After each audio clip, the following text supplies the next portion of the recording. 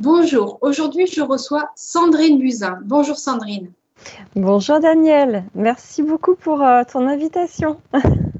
C'est un plaisir, vraiment un plaisir de te recevoir. Merci. Alors Sandrine, tu es thérapeute, tu es auteur, mais tu es médium aussi. Mhm, Euh, Tu as une chaîne YouTube. mhm. Aujourd'hui, l'idée de cet échange, c'était aussi de pouvoir parler de la lecture d'âme, parce que c'est quelque chose que tu utilises beaucoup dans tes pratiques Oui. et qui, même si on voit fleurir avec joie, je dirais, Mhm. ces pratiques de lecture d'âme. C'est important aussi de définir ce que c'est, peut-être aussi la manière dont toi tu la proposes et comment toi tu l'utilises et comment ça t'est venu cette lecture d'âme, parce que c'est pas non plus commun d'être dans cette Mhm. interaction, d'être vraiment de ce rapport, parce que l'âme c'est quelque chose d'extrêmement intime finalement, c'est Oui. notre intimité propre. Mhm. Donc déjà, qu'est-ce que c'est en une petite définition? Comment est-ce que toi tu pourrais l'expliquer, la lecture d'âme? Mhm. Oui, alors, excellente introduction. Je dirais pour commencer que la lecture d'âme, c'est vraiment un rapport profond et intime avec qui est en face, avec la personne, avec son individualité, son altérité, avec qui elle est, même si évidemment on ne peut pas tout connaître de la personne, je vais avoir, on va dire, une sorte de carte d'identité générale de cette personne avec ses caractéristiques, ses forces, je dirais pas ses faiblesses, on va dire ses différences, avec ses problématiques, ses capacités, avec, on va dire, ce qu'est la personne dans sa nature véritable, parce que là, ça touche vraiment à qui on est. Même si on ne peut pas définir vraiment qui on a tout de même une personnalité. Au-delà de cette personnalité, on a cette âme qui est vivante, vibrante, et avec laquelle c'est un bonheur, j'ai envie de dire, de pouvoir entrer en relation sans aucun jugement et sans aucune condition. Donc voilà, c'est une mise en relation, je dirais, avec ce qu'il y a de plus profond qui est en nous, à la fois de façon consciente et inconsciente. Voilà, je dirais à peu près cela. C'est déjà une présentation très ouverte. Pour beaucoup, le mot âme n'est pas toujours accessible. Donc, on va rajouter dans la définition, qu'est-ce que ça veut dire, l'âme? Oui. Oui, l'âme, c'est un mot qui est tellement galvaudé et utilisé, en fait, qu'on ne sait plus très bien ce qu'est exactement l'âme. Je dirais que l'âme, selon ce à quoi j'accède personnellement, c'est la partie du soi divin, on va dire, de notre véritable nature profonde, qui est incarnée, qui vient avec son bagage, un petit peu comme une valise. Là, voilà, elle vient pour ce voyage-là, sur ce temps terrestre, dans ce temps terrestre, elle vient faire un certain nombre d'expériences qui visent à la faire grandir. Donc cette âme, on va dire, elle est reliée à une partie d'elle qui est encore moins limitée. Donc l'âme, c'est la partie qui à la fois a tout son potentiel, c'est-à-dire qui est illimité, et en même temps vient avec ses mémoires, avec tout ce qu'elle a comme apprentissage et tout ce qu'elle vient développer, déployer dans l'amour, dans cette incarnation. Donc elle est très reliée, c'est la partie de soi qui est très reliée à l'incarnation. Et donc par conséquent, elle peut venir avec un certain nombre de choses, comme je disais, son bagage, ses valises, ses forces, ses petites faiblesses, on va dire, ses failles, ses tendances. Et donc, elle vient avec une personnalité également. Donc, cette personnalité, elle est propre à l'âme, mais elle est propre également à au-delà de l'âme, on va dire, cette partie de l'âme qui est encore supérieure, entre guillemets, parce que je n'aime pas les niveaux d'échelle, hein, mais c'est pour essayer d'imager les choses, cette partie de l'âme qui est encore plus éthéré, si je puis dire, et qu'on appelle en hypnose, on l'appelle l'esprit directeur, on va dire, c'est la conscience suprême de soi qui n'est pas limitée par l'incarnation. Donc l'âme, c'est la partie de son soi véritable, de cette étincelle divine qui vient faire l'expérience humaine, en fait, et qui vient faire l'expérience de la vie et de l'amour, en fait, principalement. Elle vient expérimenter l'amour et les différentes facettes de l'amour. Pour moi, c'est la définition que j'en ressens le plus intimement et profondément quand je suis en contact avec l'âme. Sachant que l'âme, elle a aussi sa partie subconsciente. Donc, elle est vraiment totalement, elle est beaucoup plus densifiée que sa version d'elle-même c'est comme l'iceberg. On voit que le haut de l'iceberg, mais l'âme, c'est un petit peu le haut de l'iceberg. Et on dit que l'âme incarnée, c'est le haut de l'iceberg, le reste, c'est tout ce qui est inconscient. Mais l'inconscient, c'est l'âme aussi, en fait. Tout ce qui est inconscient, c'est l'âme, avec son subconscient, avec tout ce que ça comporte, en fait, tous les programmes, tous les conditionnements, etc.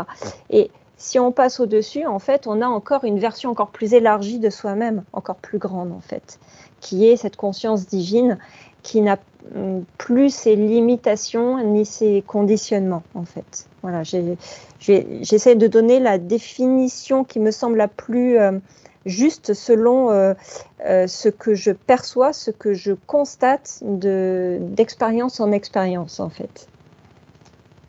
Et dans ces lectures d'âme, j'imagine que d'une personne à une autre, ce n'est pas du tout les mêmes informations que tu vas recevoir, que tu vas pouvoir aussi transmettre. Est-ce que toi, en tant que, comment dire, finalement dans la lecture, tu es le commutateur entre les informations, si on peut imaginer aussi. Comment est-ce que toi, tu arrives à faire les différences, faire les jonctions, ou c'est peut-être tout naturel aussi, ou est-ce que tu as eu besoin d'apprendre et de l'écouter un peu ça? Alors, il y a eu besoin aussi de l'apprendre, même si c'était quelque chose d'assez naturel qui s'est présenté à moi.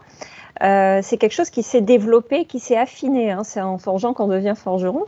Effectivement, il y a l'idée de commutateur, c'est une bonne image qui permet de faire le lien entre les différentes parties, entre guillemets, hein, ça c'est un langage très PNL, on va dire programmation neurolinguistique, du soi. C'est-à-dire, j'arrive à faire la différence entre la partie qui est très lumineuse, on va dire que je la vois, cette âme, de façon lumineuse, généralement, sauf quand elle est vraiment engluée dans ses problèmes, elle est profondément affectée et bloquée, ça peut être un blocage de l'âme.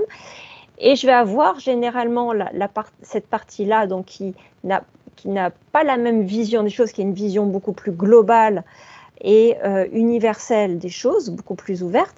Et j'ai ensuite le petit soi, on va dire, incarné, qui a un petit peu de mal à communiquer avec son grand soi, avec cette âme en fait, avec cette partie de lui qui a les solutions et ça peut être à cause de traumatisme, à cause de son vécu, tout simplement, à cause de conditionnement où on n'a pas appris finalement à se relier à son intuition finalement.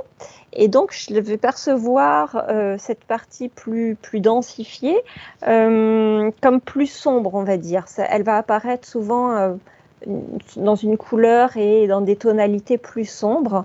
Et là où il y a des blocages, par exemple, quand on me pose des questions sur les blocages, pourquoi ça ne va pas dans tel et tel domaine de ma vie, je vais percevoir la personne, en tout cas, là, me renvoie une image du subconscient, en fait, qui va être très symbolique. La personne va par exemple être dans des énergies lourdes et de souffrance. Donc je vais ressentir littéralement dans mon corps la souffrance comme si je la vivais de la même manière que la personne.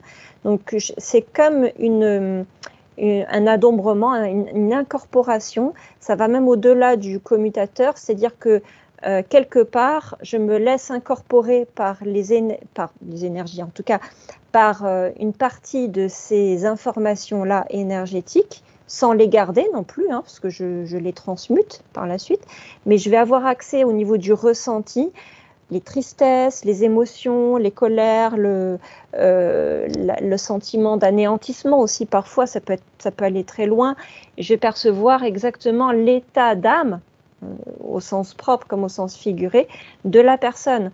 Donc si l'âme elle-même est affectée, forcément elle est affectée puisqu'il y a un effet de résonance par cette partie de soi qui a du mal, je vais ressentir totalement la différence d'énergie en fait. D'un côté, ça va être léger et joyeux, et de l'autre, ça va être beaucoup plus triste et beaucoup plus sombre, donc soit également en termes de couleurs, parce que les émotions se traduisent également en termes de couleurs, de ce que je vis personnellement. Et je les reçois en termes de ressenti physique. Donc si la personne a des douleurs, souvent je vais ressentir les douleurs. Ce n'est pas systématique, mais je vais avoir une sorte de transfert en fait qui va me renseigner sur là où se trouvent les énergies bloquantes et lourdes. Donc, je vais avoir comme une cartographie, un peu comme au rayon X, de la personne, y compris sur le plan énergétique. Et je vais ressentir évidemment tout ce qui environne cette personne, c'est-à-dire que le petit soi et le grand soi finalement se rejoignent à un moment donné, quand il y a une compréhension qui se fait. Et je vais voir tout ce qui environne la personne au niveau de son aura. Donc, au niveau de l'aura, je vais avoir dans mon esprit donc une imagerie avec des ressentis, par exemple, d'êtres d'entités ou de défunts ou défunts de la famille ou qui n'appartiennent pas à la famille. Donc, finalement, je vais avoir cette forme de capacité à canaliser, à faire le pont entre les différentes parties du soi, et en même temps en étant moi-même comme partie prenante avec comme si je me mettais moi-même en fait je me sens comme en recul, comme en observatrice, en dissociation, hein.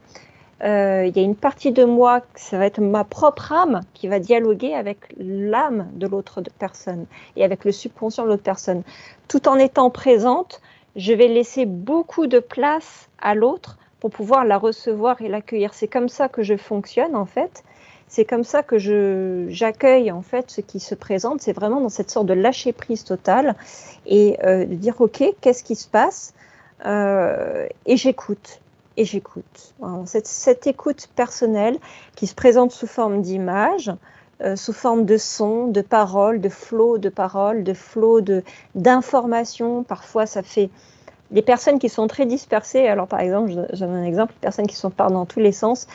Elles vont me montrer un tas d'informations en vrac, en bloc, et tout d'un coup, comme si c'était un téléchargement. Voilà, débrouille-toi avec ça. Non, mais on va procéder dans l'ordre. Donc, je fais un peu l'intermédiaire dans le sens où il faut classifier les informations pour comprendre en fait les choses, parce que l'âme elle-même n'a pas cette capacité à pouvoir ordonner la relation de cause à effet. Donc tout est en vrac, et du coup mon rôle, et c'est pour ça qu'être thérapeute c'est utile, parce que j'ai la capacité à pouvoir mettre les outils en fait pour replacer les choses dans le contexte et dans l'ordre chronologique, si tant est que cela puisse avoir un sens.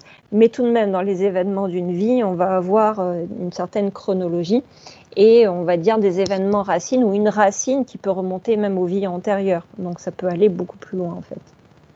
Grosso modo, voilà. Et dans ces communications d'âme, qu'est-ce qui pourrait expliquer le fait que nous, aujourd'hui, dans nos civilisations, on soit complètement coupés de ces connexions directes? Est-ce que c'est les programmations qui ont été positionnées au cours des époques? Est-ce que ça peut être, comme on le voit, hein, la consommation de substances comme les drogues ou les alcools qui peuvent aussi altérer nos perceptions à nous et nous enfermer dans quelque chose? Ou est-ce que c'est encore autre chose? Toi qui es dans l'expérimentation et dans le vécu de tout ça, dans ce que j'entends, c'est vrai que tu as une empathie extrême. Alors, je ne parle pas d'empathie compassionnelle, je parle d'une empathie énergétique et physique, hein, ce n'est pas du tout la même chose. Et là-dedans, comment toi, tu arrives à percevoir s'il y a des différences dans ces différentes strates de non-connexion, de reliance à notre âme? Je ne sais pas si ma question est claire. Ah oui, oui, j'ai bien compris. Oui, alors, simplement, je vais aller cartographier, déjà dans un premier temps, d'où vient la source du problème. Donc là, je vais avoir souvent un éventail de choses. C'est-à-dire qu'il n'y a pas une cause précise, c'est un ensemble de choses qui fait que la personne n'arrive plus à se connecter à son « je suis », finalement, à sa présence « je suis » et à qui elle est véritablement. Alors, on va avoir des conditionnements dès la petite enfance, des vécus intra-utérins, qui sont parfois difficiles, des traumatismes. Donc ça, je vais le ressentir. Je vais ressentir, par exemple, si dans l'enfance, ça s'est mal passé, donc je vais avoir des images, je vais avoir donc des flashs intérieurs, je vais avoir des sons, des phrases, je vais avoir des ressentis que le subconscient m'envoie et qui m'explique que, en fait, c'est un vrai dialogue. C'est-à-dire que le subconscient va littéralement parler à ma place, et l'âme parler à ma place et m'expliquer d'où ça vient. Donc elle va me dire, je prends un exemple, alors cela vient de mon enfance, mon père était violent avec moi, il était alcoolique, il était violent avec ma mère. Je prends des exemples qui sont assez courants et c'est pas que ça, hein, bien évidemment, heureusement. Mais prenons cet exemple-là. Je percevais beaucoup de choses moi-même, mais j'en avais peur, je voyais des ombres passer. Donc, j'ai choisi de tout enfermer et en même temps, je n'avais pas le droit de m'exprimer. Donc là, on est dans le domaine aussi du non-droit. Donc, on a un mélange de traumatisme, de peur, donc forcément, qui dit peur dit mémoire, qui dit mémoire dit croyance limitante, donc une perception, on va dire, particulière de la situation qui va être interprétée par la personne. Donc, en fait, tout ça, ça m'est livré d'un coup et donc je vais avoir le fil conducteur d'une chose qui en amène une autre dans cette imbrication de relations de cause à effet. Et à la fois, ça va être dans ce ressenti. Je vais ressentir, par exemple, s'il y a des mémoires cellulaires, s'il y a, enfin, souvent ça s'inscrit dans le corps, hein, puisque c'est le corps âme esprit de toute façon. Et s'il y a au-delà, je vais aussi pouvoir percevoir s'il y a du transgénérationnel. Donc là, c'est plus subtil, c'est plus compliqué quand il y a du transgénérationnel parce que c'est moins évident, la personne en est encore moins consciente. Sauf quand, dans l'entretien préalable, elle me dit « mais pour ma mère, c'était pareil, ma mère était effacée, mon père, c'est lui qui prenait les décisions, et puis sa mère aussi, c'était la même chose. » Donc là, déjà, j'ai une indication, et je vais rechercher dans le transgénérationnel qu'est-ce qui s'est passé, si je peux avoir une idée d'une génération en particulier, d'un ancêtre ou d'une ancêtre, ou de plusieurs ancêtres. Donc, je vais explorer au niveau de la lignée. Donc, je vais avoir des indications comme ça qui vont me permettre de créer tout un arbre, une arborescence en fait, qui ensemble forme une explication au fait que la personne est complètement polluée et envahie d'informations toxiques qui l'empêchent finalement, qui remplissent son être, et en la remplissant, elle n'a plus la place pour pouvoir se relier à son « je suis ». Puisque du coup, s'il y a eu beaucoup d'interdits et un grand manque d'estime de soi et de confiance en soi, automatiquement, l'intuition va être étouffée ou en tout cas, elle va être freinée. Parce que la personne n'a pas eu l'habitude de pouvoir se fier à ce qu'elle ressent, ni la possibilité de l'expérimenter puisqu'il y avait trop d'interdictions. Et donc, ça va donner des croyances comme « je n'ai pas le droit de »,« je ne suis pas légitime »,« je ne suis pas capable ».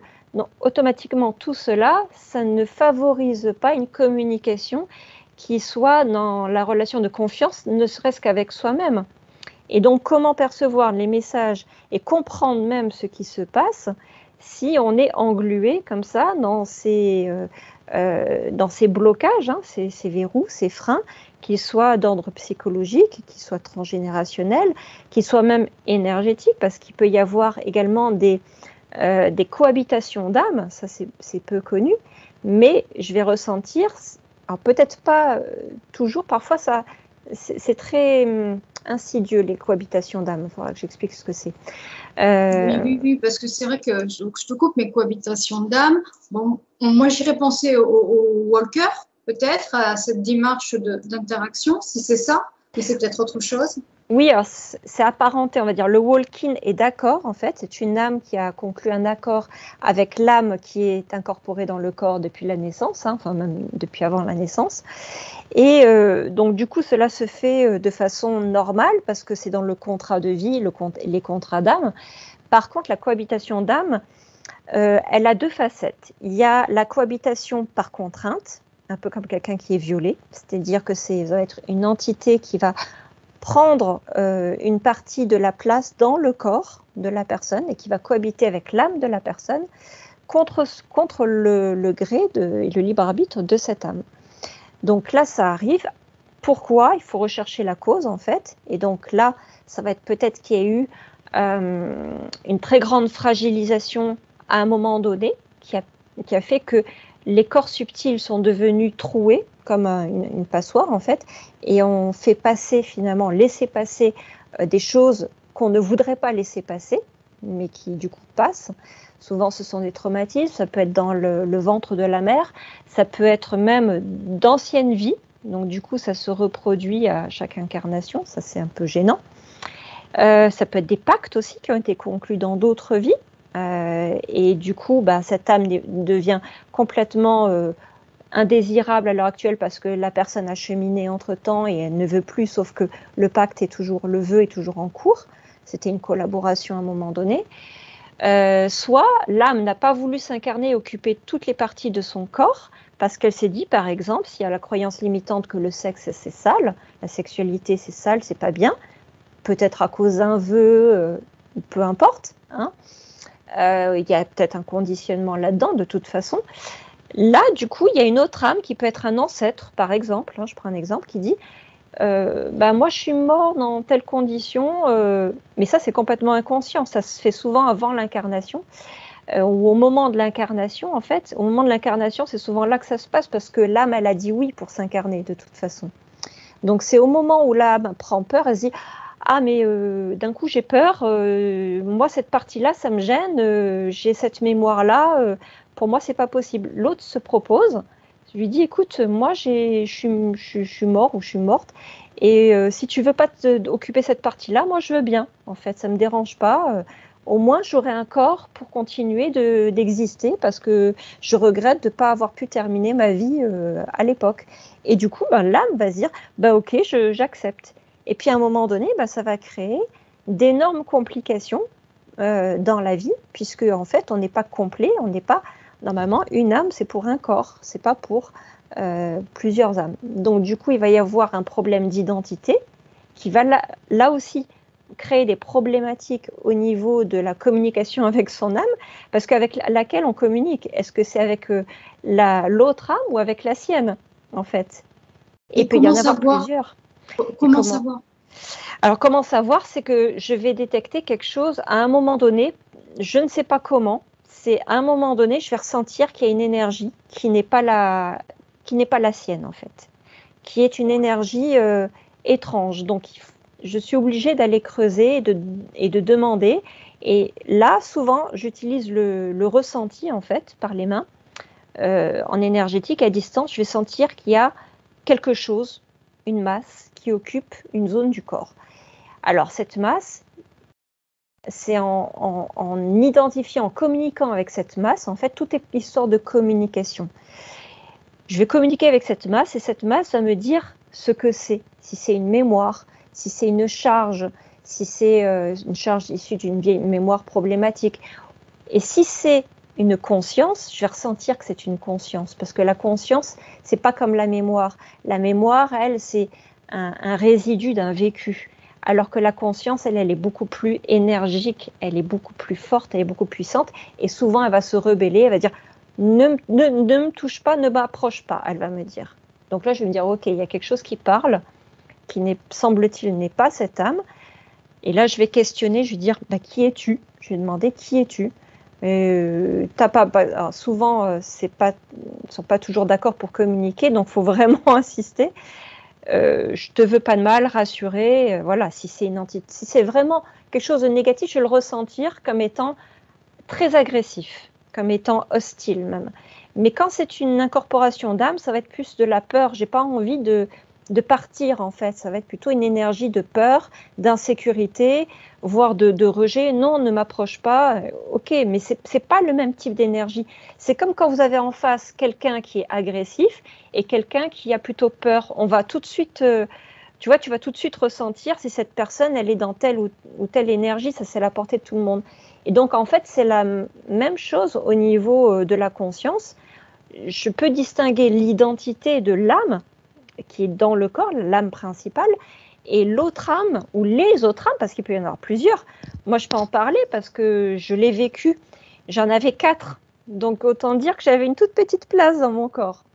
Et ça venait de mon vécu personnel, ça venait de transgénérationnel, ça peut venir de malédiction, ça peut venir de magie noire, ça peut venir de choses vécues dans le passé, dans des vies antérieures, ça peut venir de chocs émotionnels dans le ventre de la mère ou quelque temps après la naissance, ça peut venir de beaucoup de choses, mais il y a toujours une fragilisation à un moment donné qu'il va falloir identifier pour guérir cette partie-là, pour que finalement, la personne puisse se sentir OK dans son corps, de s'incorporer, parce que bien souvent, s'il y a une incorporation, c'est qu'il y a un problème d'identité, on a peur de s'incarner, on a peur de vivre dans la chair, on a peur de souffrir, on a peur de vivre sur cette terre, parce que vivre, ça fait plus peur que mourir.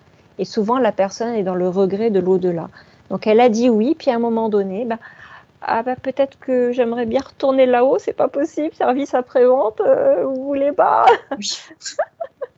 Oui, c'est vrai que le service après-vente est bien souvent demandé, hein. Je crois qu'on le fait tous à un moment donné en étant sincère et objectif. Et par rapport à ça, dans ce côté double incorporation ou multiple incorporation, qu'en est-il de l'âme qui a décidé de s'incarner dans tel corps?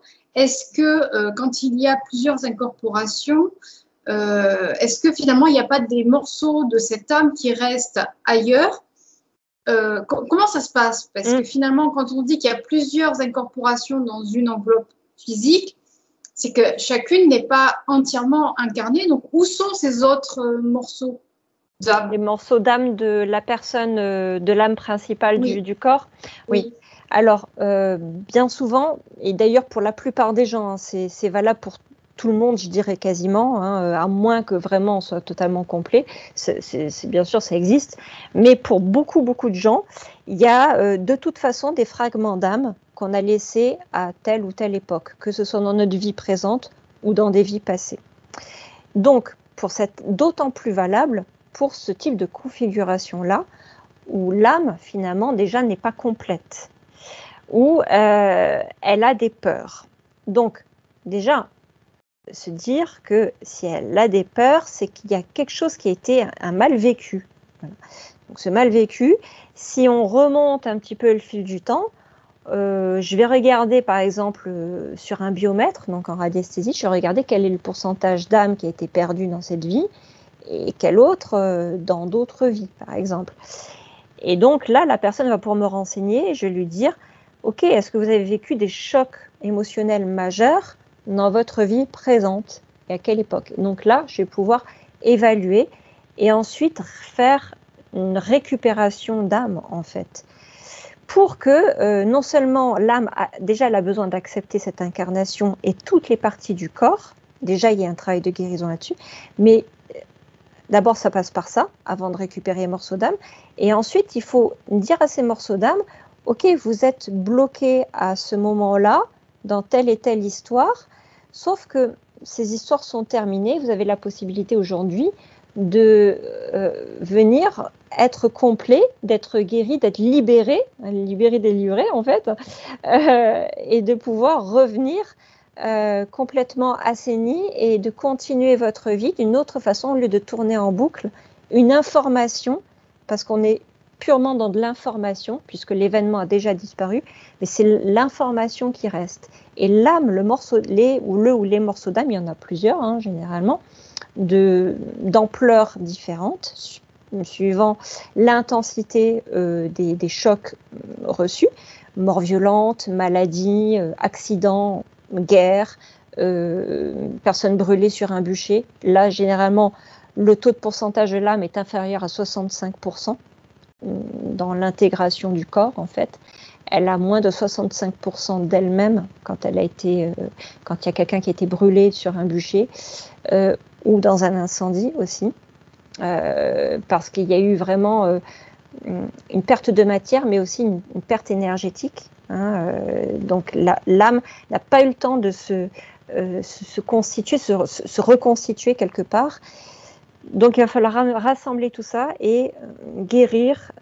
Souvent, ce sont des êtres spirituels qui s'en occupent. Je constatais que c'était Marie, sans aucun dogme religieux, je tiens à le préciser. Hein.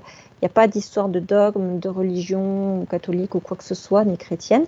On est juste dans une aide spirituelle qui va permettre de libérer l'information toxique et les mémoires toxiques associées à ces morceaux pour que ces morceaux d'âme puissent se réintégrer, un peu comme si c'était une renaissance. Et là, c'est vraiment vécu comme une renaissance. Et ça peut prendre des fois même 3 mois facilement pour que l'identité, enfin, commence à se reconstituer, à devenir beaucoup plus précise. Parce qu'avant, le « je suis » a du mal à se définir. Et là, on peut passer par une phase par « je ne sais plus qui je suis », ce qui est normal, à ok, je découvre petit à petit que je suis complet, complète, que je suis dans ce corps, que c'est sécurisant et confiant d'être dans ce corps et d'accepter la matière et de se dire qu'il n'y a pas de que tout va bien d'être ici et maintenant en fait. Donc c'est vraiment l'idée d'une guérison, de récupération de ces morceaux-là. Tout en faisant partir les autres, bien entendu, il faut laisser la place en fait. Donc il faut dire aux autres âmes, maintenant vous avez la possibilité d'aller vers la lumière et les conduire vers la lumière en fait. Parce que c'est là qu'est leur place pour que ces âmes puissent se réincarner. Parce qu'elles ne peuvent pas cohabiter des corps alors que ce n'est pas leur... Finalement, ce n'est pas juste, finalement, on est hors la loi. Donc c'est rétablir quelque chose de juste pour chacun, de légitime. Et du coup, cette personne va petit à petit se sentir assez complète et ressentir même que l'énergie circule jusqu'au bout des pieds. Parce que souvent, l'âme a tendance, dans ces configurations-là, et même quand il n'y a pas d'incarnation plurielle, de cohabitation de ce type, même en dehors de ça, souvent l'âme qui a un souci d'identité, qui a du mal donc à communiquer avec elle-même et à se relier à son « je suis », elle va être beaucoup trop élevée dans son corps. Elle ne va pas vraiment occuper énergétiquement jusqu'au bout des pieds. Donc elle va sentir qu'il y a on va sentir comme un vide d'énergie et elle-même elle va sentir qu'elle marche à côté de ses pompes. Et c'est vraiment le cas. Souvent, ils me disent « Ah non, mais oui, c'est vrai, j'ai vraiment l'impression d'être décalée, que je suis sur la droite ou sur la gauche, peu importe de quel côté, mais que véritablement, la personne est décalée. Elle n'est pas dans son corps. Donc, comment est-ce qu'elle peut vraiment se piloter dans la vie et reprendre possession d'elle-même et agir et se sentir avancer ?» Parce que souvent, les mots qui ressortent, c'est « je n'avance pas, je me sens bloquée ». C'est logique si l'âme n'est pas totalement en pleine possession de toutes ses capacités et de ses possibilités dans cette acceptation de la vie. Parce que le véritable problème, c'est est-ce que j'ai vraiment accepté la vie ou est-ce que je me suis débranchée de la vie? Et là, on peut considérer qu'il y a un problème supplémentaire au niveau de l'âme quand il y a un débranchement au niveau des reins, là où se constitue l'identité. Les reins, c'est le siège de la peur en énergétique chinoise. Et donc, quand il y a un souci dans la vie, un gros souci d'identité, souvent on a l'énergie des reins qui est faible, et donc une immunité qui est faible. Et au-delà de ça, il se peut que la personne ait eu tellement peur de vivre à nouveau sur Terre à cause de simplement de se dire, se projeter dans la vie, mais comment je vais faire pour me réaliser, je ne suis pas capable avec toutes sortes de vieilles mémoires qu'elle vient retraiter, qu'elle vient libérer justement cette vie, qu'elle vient réconcilier. Finalement, la peur prend le pas et elle se dit, mais mes parents sont dysfonctionnels, j'ai une famille dysfonctionnelle, ça c'est typique des familles dysfonctionnelles. L'enfant va se débrancher de ses parents, comme un débranchement d'une prise de courant, littéralement, et ça se fait au niveau des reins. Et là, on va voir qu'il y a au niveau énergétique, je vais regarder, je vais dire, mais les reins, il n'y a pas l'âme du père, il n'y a pas l'âme de la mère en soutien derrière, il n'y a pas le branchement à l'arbre généalogique en fait.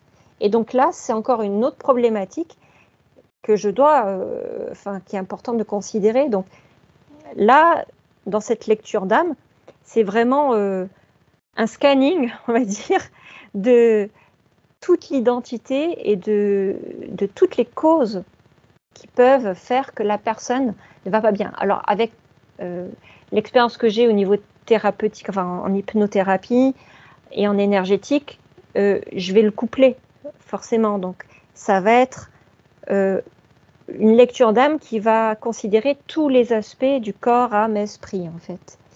Et je suis toujours parfois encore tout le temps émerveillée de découvrir de nouvelles choses, que ce soit en termes de force, de résilience, mais aussi de causes étonnantes, de problématiques en fait de vie.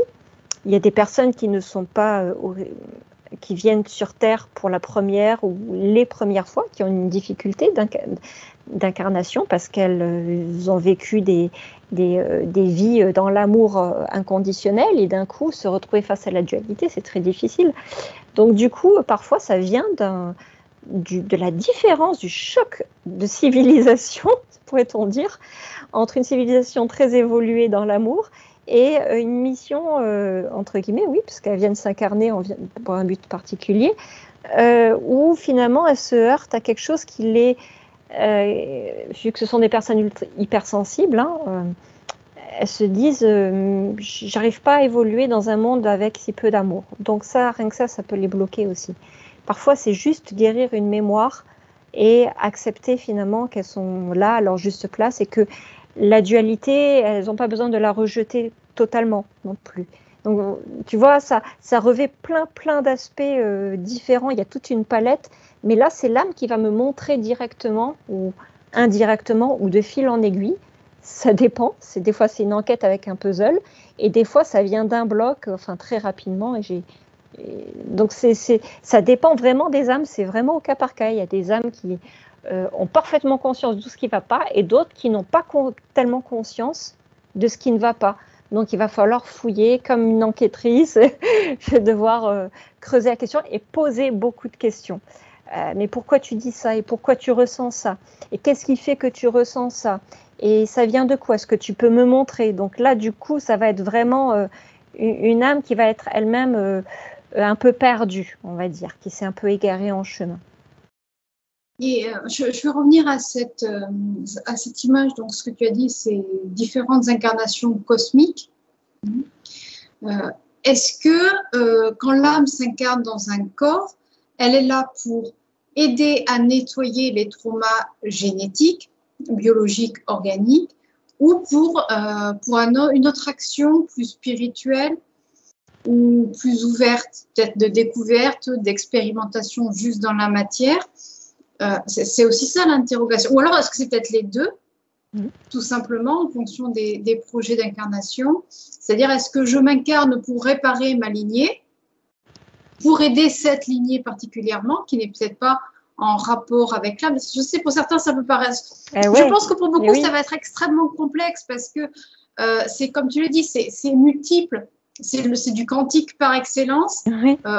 On n'a pas de réelle codification, on voit avec notre perception humaine tridimensionnelle, donc avec nos limites, nos cadres, etc., alors que c'est hors cadre, c'est hors perception, dans tout ce que tu définis. Et moi, ma question, je vais essayer de la poser le plus clairement possible pour tout le monde. C'est ça, est-ce que quand l'âme s'incarne dans un corps, quelle que soit son origine, qu'elle soit déjà incarnée depuis plusieurs périodes, dans la matière sur la planète, ou qu'elles viennent depuis peu finalement d'un autre espace multidimensionnel, peut-être avec plus d'amour, peut-être avec moins d'amour, voilà, tout dépend de...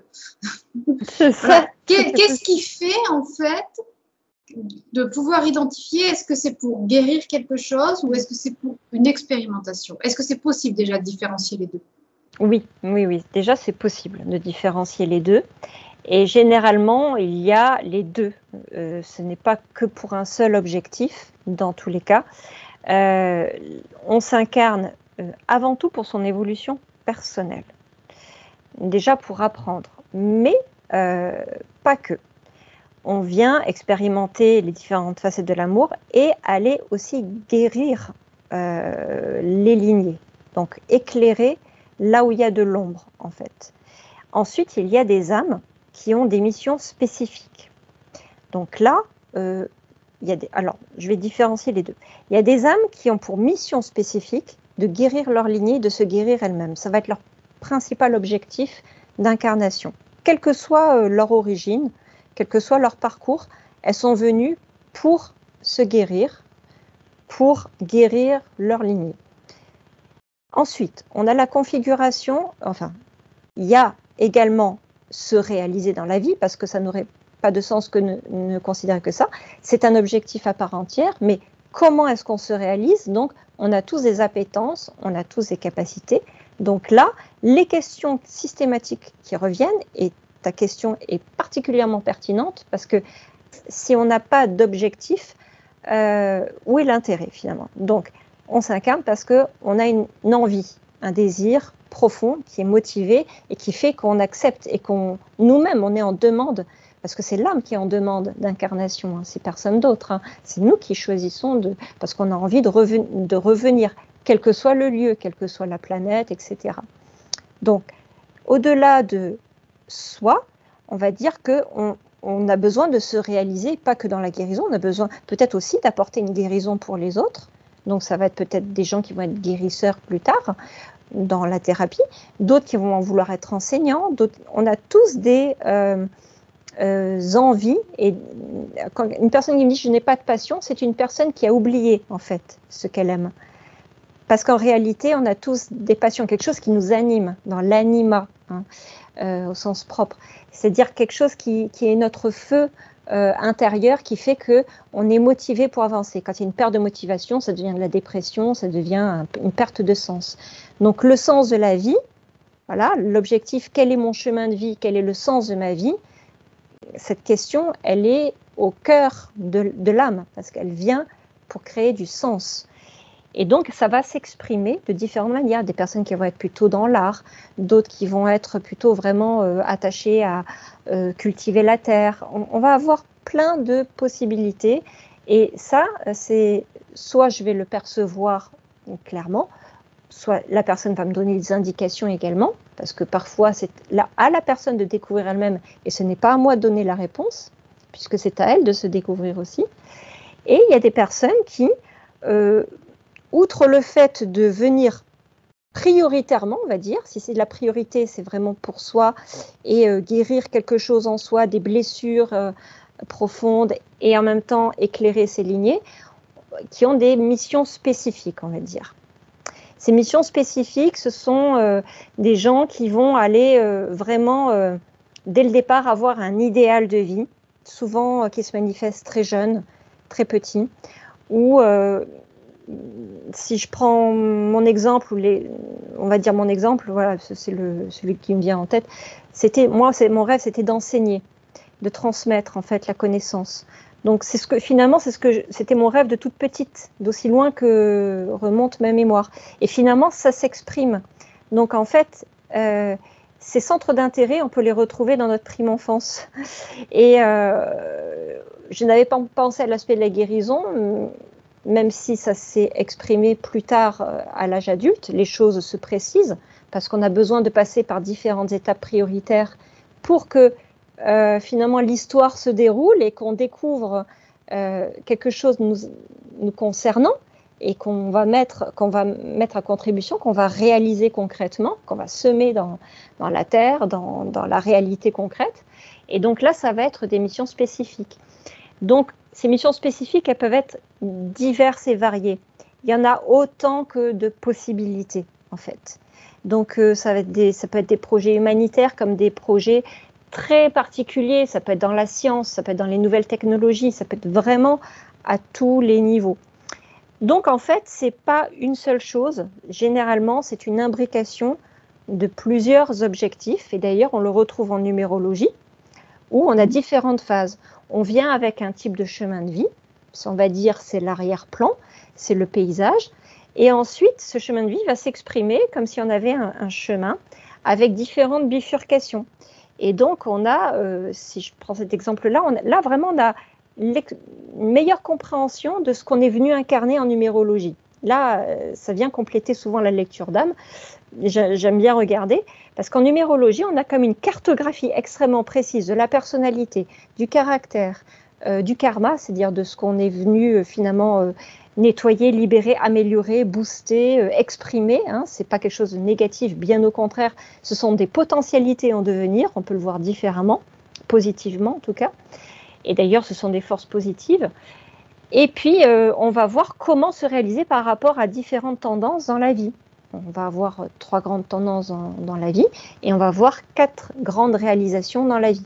Donc, si je vais sur ce terrain-là, je vais avoir une idée plus particulière de ce que la personne est venue réaliser concrètement dans la matière, pour elle-même et pour autrui, en fait. Donc, certaines personnes sont venues pour s'affirmer, par exemple. Si elles ont un karma en 1, elles n'ont pas de 1, n'ont pas d'ego, pas d'affirmation de soi, pas de confiance en elles. Donc, on va avoir des personnalités qui vont chercher à redoubler d'affirmation d'elles-mêmes, qui peuvent même se montrer agressives malgré elles, mais ce n'est pas pour dominer, c'est juste parce qu'elles sont maladroites dans l'expression. D'autres, ça va être pour travailler, parce qu'elles n'ont pas travaillé dans leur vie précédente. D'autres, ça va être pour travailler sur soi au niveau de la relation. Ça, c'est très souvent que je constate ça. Le karma en 2 et en 6. 2 et 6, c'est la relation à autrui et comment on prend ses responsabilités dans l'amour, l'harmonie, comment on arrive à trouver sa place de façon harmonieuse, comment on arrive à faire des concessions. Donc, du coup, dans la lecture d'âme, ça va se voir, se ressentir. Et si je le regarde de façon plus concrète, numérologiquement parlant, on va voir que ces objectifs-là, ils nous concernent et ils concernent forcément autrui. Donc, l'information circulant, ce que nous libérons nous le libérons aussi par effet de rayonnement. Donc, notre famille en bénéficie, nos ancêtres en bénéficient. On apporte comme un phare dans la nuit, on devient une lumière qui brille, on dissipe l'obscurité et du coup, on peut aussi avoir ces chemins de vie assez spécifiques dans un domaine particulier. Alors peut-être pour éclairer aussi le chemin de vie, on va peut-être donner une définition, parce que là tu parlais de karma 1, de karma 6. Qu'est-ce que c'est exactement? Comment est-ce qu'on évalue? À quel degré, j'irais dire, ou à quel chemin du karma on en est? Est-ce que ceux qui vont nous regarder, qui vont peut-être se poser la question, qu'est-ce qu'on pourrait leur dire? Est-ce que c'est calculable? Est-ce qu'il faut aller voir un praticien qui va dire vous êtes sur tel chemin? Ou voilà, c'est bon d'expliquer un petit peu aussi. Oui, là j'ai voulu faire grosso modo pour donner un panorama général et là je vais expliquer un peu plus spécifiquement. Donc ça, vous pouvez le calculer vous-même, mais par contre pour avoir vraiment une compréhension plus profonde, c'est bien de faire appel à quelqu'un, je trouve, pour quelqu'un qui est habitué à interpréter les chiffres et à voir quelles sont les relations entre les nombres en fait, parce qu'ils ont une signification. Par exemple, quelqu'un qui est en chemin de vie 5 comme moi, ne va pas l'exprimer de la même manière que quelqu'un d'autre qui a le même type de chemin de vie. Donc, tout est vraiment unique. On est des êtres uniques. Qu'est-ce qui nous différencie? Ça va être notre caractère. On peut avoir un type de caractère ou 2 types de caractères, comme 2 personnalités, et c'est tout à fait compatible. Ça se complète, tout simplement. Ensuite, on va avoir au niveau du karma, on va dire la table d'inclusion, c'est-à-dire de 1 à 9, ça va de 1 à 9. On a 9 cases. Ces 9 cases, elles représentent 9, la complétude en fait, de ce qu'on vient réaliser. Le 9, c'est le renouveau finalement, c'est la boucle qui se répète et puis voilà, un peu à l'infini. Le 1, alors je ne vais pas en faire un cours, mais grosso modo, le 1 va représenter le soi, le je suis. Dans le karma, on va dire quelqu'un qui a des chiffres dans cette case-là, c'est quelqu'un qui est indépendant, qui va avoir une certaine autorité ou en tout cas une certaine confiance en lui, une certaine affirmation de lui. Voilà, une personnalité. Quand il y a 0 dans cette case, ça c'est calculable. Vous pouvez avoir, en ligne même, vous pouvez le calculer. Maintenant, c'est bien d'avoir quelqu'un qui va venir vous aider à interpréter, parce qu'il n'y a pas que ça. Il n'y a pas que ces chiffres-là à mettre en perspective. Il y a le caractère. Donc, quelqu'un qui a 0 en 1, c'est quelqu'un qui qui va devoir travailler sur la confiance en lui, sur l'affirmation en lui, principalement sur l'indépendance, sur arriver à s'individualiser, s'autonomiser. Voilà, principalement. Le 2, c'est la relation autrui. Le 3, c'est la communication. Je vous donne je vous donne à tous les résumés. Le 4, c'est le travail, l'organisation. Le 5, c'est le mouvement, le changement, l'adaptation au changement et la mobilité. Le 6, c'est l'amour, le sens des responsabilités, la recherche d'harmonie. Le 2, c'est l'union, c'est l'union, la coopération, la capacité à coopérer, à s'associer. Elle va bien avec le 6. Le 7, c'est la spiritualité. En quoi suis-je suffisamment ouvert ou pas du tout ouvert ou trop ouvert, ça va donner quelqu'un qui plane un petit peu, qui n'est pas dans la réalité. S'il y a trop de chiffres ou en excès ou en déficience, c'est pas bon. L'idée, c'est de trouver un équilibre. Le 8, c'est la relation à l'argent et à la matière, au bien matériel. Soit je m'en désintéresse complètement, soit je m'y intéresse trop, je suis trop matérialiste. Quand il y a un problème en 8, c'est insécurité matérielle. J'ai du mal à trouver ma juste place, comment pourvoir à mes besoins et quel est mon rapport à l'argent en fait. Le 9, c'est l'altruisme, le dévouement, tout ce qui est cause humanitaire, la recherche de connaissances. Donc quand il y a la case 9, c'est connaissance, tout ce qui est altruisme et dévouement principalement, c'est autrui en fait. Voilà. Donc, mais ça, on va le mettre en perspective avec les voyelles, les consonnes et les cycles et les réalisations. C'est-à-dire les cycles, c'est les tendances de la vie et comment on se réalise par 4 types de réalisations du début jusqu'à la fin en fait. Comment concrètement ça prend sa place, comment on est amené à concrétiser les choses. Donc, il faut tout mettre en perspective pour avoir une bonne compréhension de ce qu'on est venu vivre, en fait, de ce qu'on est venu expérimenter. Sans culpabilité, parce qu'il faut vraiment le karma, voyez-le comme une relation de cause à effet. Juste ça, c'est pas une punition. Surtout pas, ça je tiens à le dire, parce que tout le monde croit beaucoup croient que c'est une punition, alors que pas du tout, ce sont des potentiels en action. Et ces potentiels, ils s'expriment ou pas assez, ou trop, ou en équilibre. Voilà, tout simplement. Donc là, voilà, ça c'est pour mieux expliquer. De quelle manière on peut les avoir, ces chiffres? Est-ce que c'est par rapport à la date de naissance? Est-ce que c'est par rapport au prénom? Voilà, c'est juste pour redonner aussi l'information à ceux qui nous regardent. Donc, pouvoir obtenir ces chiffres. Ça. Ah oui, tout à fait. Donc, ce sont vos prénoms, vos différents prénoms, tous les prénoms, votre nom de naissance et la date de naissance, tout simplement. La date de naissance va définir beaucoup de choses, vos défis, vos défis de vie, parce qu'il y a aussi, en plus des défis karmiques, il y a le ou les défis de vie, il y en a jusqu'à 3, avec un défi principal et 1 ou 2 défis secondaires. Le défi principal, c'est souvent le plus difficile à réaliser, parce que c'est là qu'on met l'accent dans cette vie, c'est là-dessus qu'on met l'accent. Donc ça, c'est avec vos prénoms, votre état civil, en fait, que vous pouvez, vous trouver un logiciel, vous avez plein de choses sur Internet qui sont gratuites, et après, pour avoir vraiment une bonne compréhension, moi, je vous recommande vraiment, parce qu'à l'époque, avant de me former, je regardais comme ça, mais je ne comprenais pas grand-chose, en fait. Ça ne me donnait pas d'indication sur le sens de ma vie. Et je trouve que faire appel à quelqu'un qui s'y connaît vraiment, c'est vraiment tout autre chose, en fait. Et je trouve que c'est complémentaire de la lecture d'âme, parce que dans la lecture d'âme, on va retrouver tout ça. Mais là, ça va apporter vraiment des informations complémentaires, peut-être plus concrètes encore. Et la lecture d'âme peut compléter aussi l'étude du chemin de vie.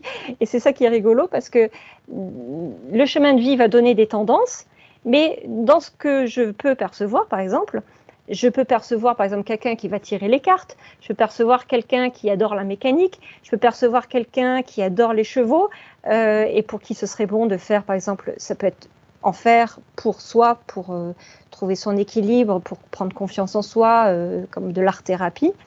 Je peux avoir plus de détails des fois en lecture d'âme, et par contre des compléments en numérologie, et tout peut s'imbriquer en fait. Donc c'est intéressant parce qu'on a une vision à la fois globale et plus précise de qui on est et de ce qu'on peut finalement mettre des mots. On peut mettre des mots sur les mots, MOTS, et les mots MAUX aussi.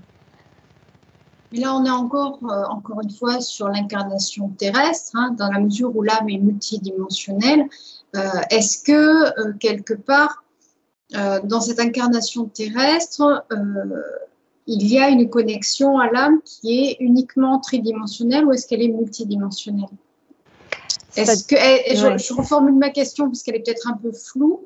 C'est-à-dire que quand l'âme prend la décision d'incarner ce corps sur cette terre, dans cette dimension, est-ce que la connexion que l'on peut avoir à l'âme est exclusivement dans le côté de cette incarnation sur cette terre, dans cette dimension tridimensionnelle, ou est-ce qu'on peut avoir une connexion aux autres strates, aux autres étages, j'irais dire, de l'âme, sur les autres plans vibratoires, sur les autres plans dimensionnels, ou pas? Les deux. C'est-à-dire que tout dépend de l'objectif de la personne. C'est-à-dire que si l'âme met l'accent sur la priorité de l'incarnation, souvent c'est le cas, généralement c'est le cas, parce qu'on vient dans l'ici et maintenant pour quelque chose dans l'ici et maintenant. Donc généralement, l'âme va parler de l'ici et maintenant, de ce qui se passe maintenant, et de ce que la personne a besoin de vivre et de dépasser ou de développer. Mais ça peut amener à d'autres questionnements que la personne va me dire en entretien. Voilà, moi j'aimerais bien connaître aussi mon autre aspect multidimensionnel, ou alors se sentir parfaitement bien dans son incarnation et avoir pour objectif de mieux connaître en lecture d'âme ses vies passées ou ses multiples incarnations. Donc là, je fais une étude spécifique, évidemment, je vais aller explorer plutôt évidemment ces aspects multidimensionnels. Donc ces aspects de soi dans différentes formes. Je prends l'exemple d'une forme dragon, forme fée, forme élémentale, forme extraterrestre, forme cristalline. Il y en a tellement que je ne pourrais pas tous les citer parce que la liste est aussi vaste que l'univers, je dirais, et des possibilités. Ça peut être des âmes aquatiques et souvent c'est relié aux vies antérieures. Donc je vais avoir souvent un mix de la multidimensionnalité en lien avec les vies antérieures.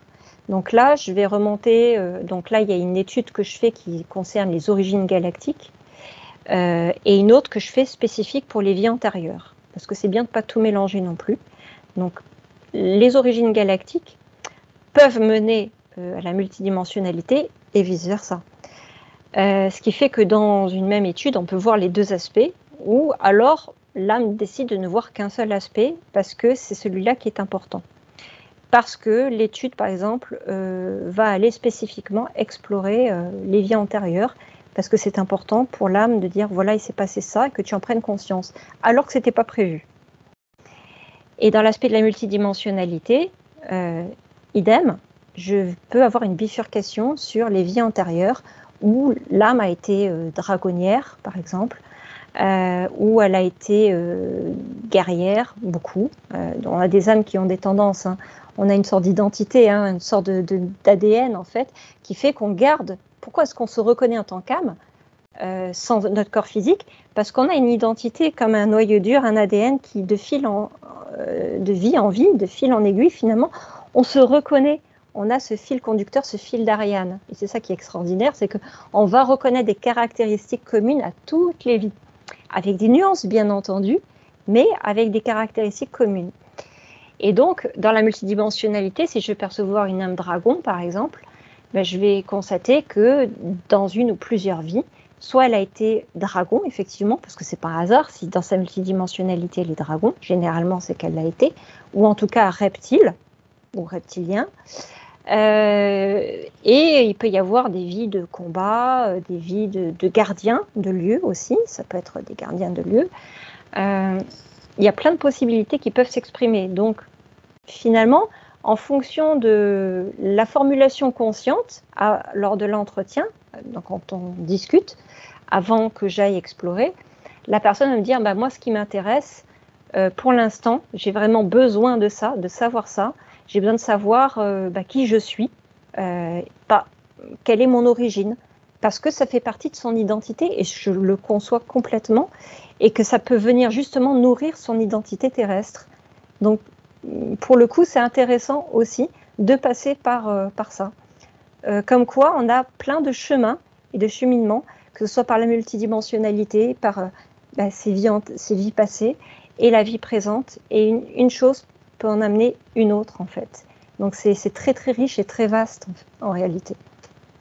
Donc, si j'ai bien compris, si par exemple, on aura été un esprit de la nature dans une vie racine, hein, dans une vie plus importante, est-ce que on choisit de s'incarner en humain tridimensionnel, hein, je précise encore une fois, et c'est tellement vaste que c'est bien aussi de mettre les cadres. Et est-ce que c'est pour l'expérience? Est-ce que c'est parce qu'il y a quelque chose aussi à faire dans l'énergie qui est transmutée d'une densité à une autre? Peut-être aussi. Si j'étais un esprit de la nature, est-ce que aujourd'hui en tant qu'humain, j'ai pris la décision de m'incarner dans ce rôle d'humain terrestre pour apporter vraiment ce que ma fibre a et par ce biais-là transmettre dans la densité? Ou est-ce que c'est encore beaucoup plus subtil et plus complexe que ça? Alors, effectivement, c'est une question qu'on m'a déjà posée souvent et que j'explique même dans les textes, dans les descriptions, en fait. Tout a une incidence, en fait. Tout a un lien et tout entre en résonance. Une âme qui a été, par exemple, un élémental, imaginons une fée, ou un elfe, ou même une licorne, hein, ça peut être des âmes de licorne aussi, elles viennent, ou baleines, ou dauphins, j'ai eu des cas de figure comme ça, elles choisissent de s'incarner en tant qu'être humain. Souvent, elles ont un objectif de vie particulier, c'est-à-dire qu'elles viennent s'incarner souvent pour des missions, enfin, pas systématiquement, je ne peux pas faire de généralité, mais il y a cette possibilité très prégnante quand même que je retrouve, cette énergie qui fait partie de l'être, qui fait que ça se transfère dans cette incarnation, dans cette vie d'humain, où elle est naturellement, elle rayonne quelque chose qui est féerique ou qui a un besoin d'être au contact de la nature. Ce sont des personnes qui, de toute façon, auront un besoin vital d'être au contact de la nature. Donc ça, c'est plus fort qu'elles, j'ai envie de dire. Ça fait partie de leur nature. Au-delà de ça, elles viennent aussi pour des missions particulières qui sont dans la géobiologie, dans la préservation des espèces, dans les études des écosystèmes, dans les nouvelles technologies pour améliorer pour les énergies libres, pour aider dans la communication animale également. Elles ont souvent des appétences, des capacités dans la communication animale ou avec les esprits de la nature en tout cas. Elles viennent créer parfois des éco-habitats. Donc elles ont des besoins qui sont en rapport, par exemple si je prends l'exemple donc des élémentaux, qui sont en rapport avec la nature, avec les écosystèmes, avec la biodiversité, et c'est très important pour elles, et elles viennent aussi justement pour ça, actuellement, particulièrement où les écosystèmes sont malmenés. Donc si on prend cet exemple-là, j'en connais beaucoup qui sont dans cette configuration-là, qui se sentent décalés, qui ne comprennent pas pourquoi la nature est maltraitée, qui ont une hypersensibilité, une hyper-exacerbation au niveau de la pollution, parce qu'elles ont généralement, même si j'aime pas dire généralement, mais souvent, des origines en lien avec la nature et des vies autres que des êtres élémentaux, mais des vies où elles ont été en contact de toute façon avec la nature, que ce soit sur Terre ou ailleurs, peu importe. Mais il y a quand même quelque chose qui se transmet et qui a besoin de se transmettre et qui continue d'agir parce que ça fait partie de leur identité finalement. Et pour rebondir à ce que tu viens de dire, donc tu dis sur Terre et ailleurs, et est-ce que dans ces perceptions de cosmos, alors peut-être que tu vas avoir la réponse, peut-être pas, de toute façon toujours tout est ouvert, est-ce que les origines d'une énergie, parce que là on est dans des perceptions d'énergie, est-ce que ces énergies, elles ont entre guillemets des planètes d'origine plutôt, ou des constellations d'origine? Oui, excellent. C'est ce que je vois justement quand je fais des explorations sur les origines des personnes. Je vais voir ce parcours-là. Effectivement, elles ont des origines qui peuvent être ailleurs, par exemple dans des systèmes stellaires, comme imaginons quelqu'un qui est très proche des êtres aquatiques, qui a été un humanoïde aquatique sur une planète. Je vais percevoir une planète et je peux percevoir parfois la constellation et le nom de la planète et leur propre nom de l'époque. Donc du coup, ça donne du sens, ça met du sens. Il y a quelqu'un qui me disait récemment, j'aimerais bien comprendre quelles sont mes origines, donc elle ne me disait rien de spécial, donc j'y suis allée tout simplement. Je n'ai pas besoin de beaucoup d'informations de toute façon. Et là, j'ai vu tout de suite la grande ours. Et je lui explique tout ça. Et puis alors là, elle me dit, mais c'est incroyable, c'est chez moi, pour moi, c'est chez moi la grande ours.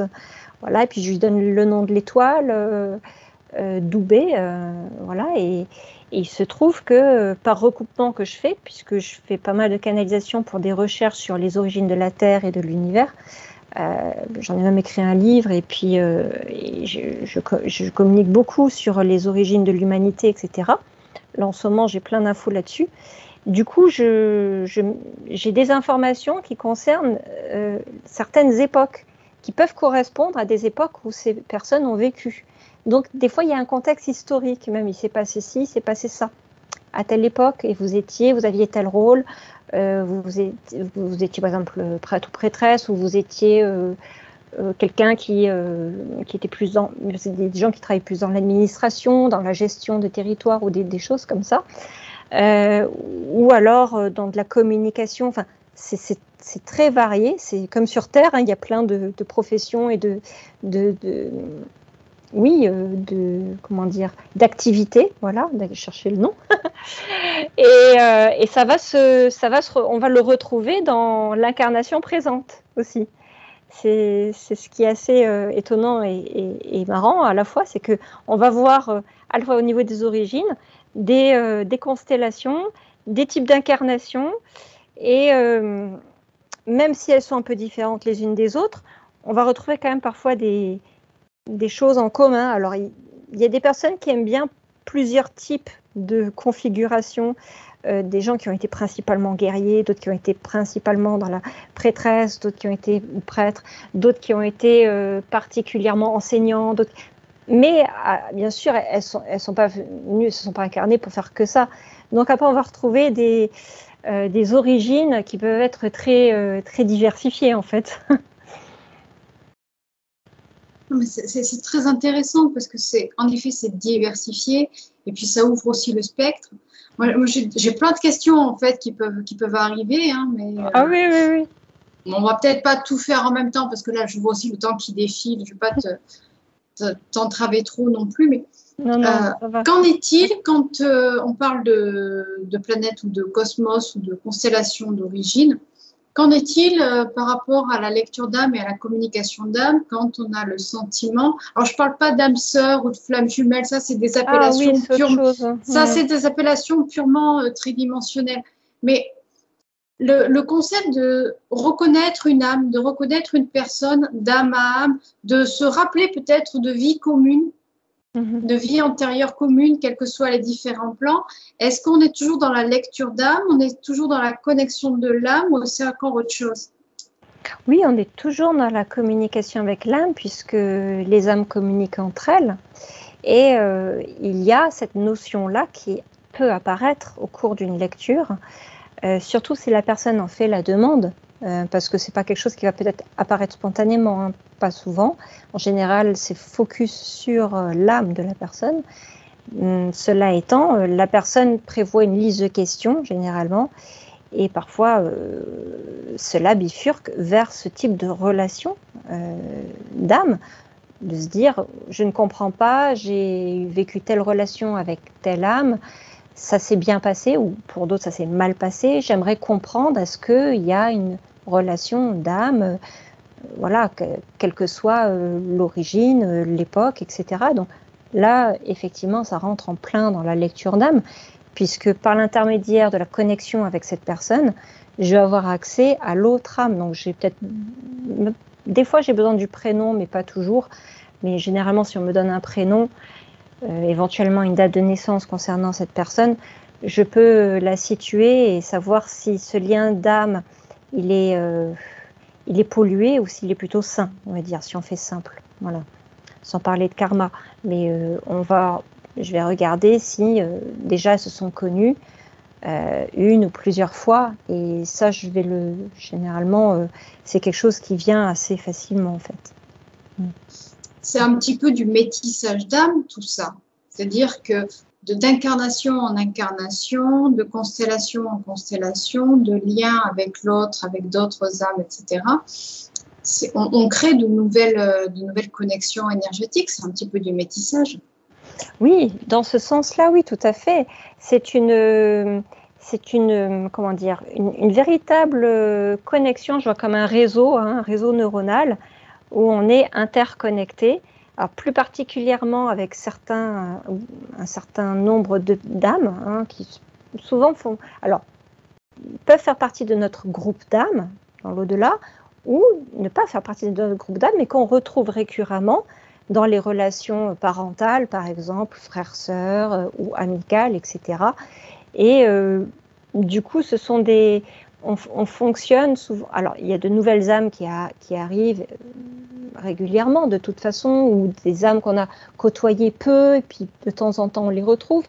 Et j'ai constaté quand même des liens forts avec certain nombre d'âmes, en tout cas, où c'est plus prégnant.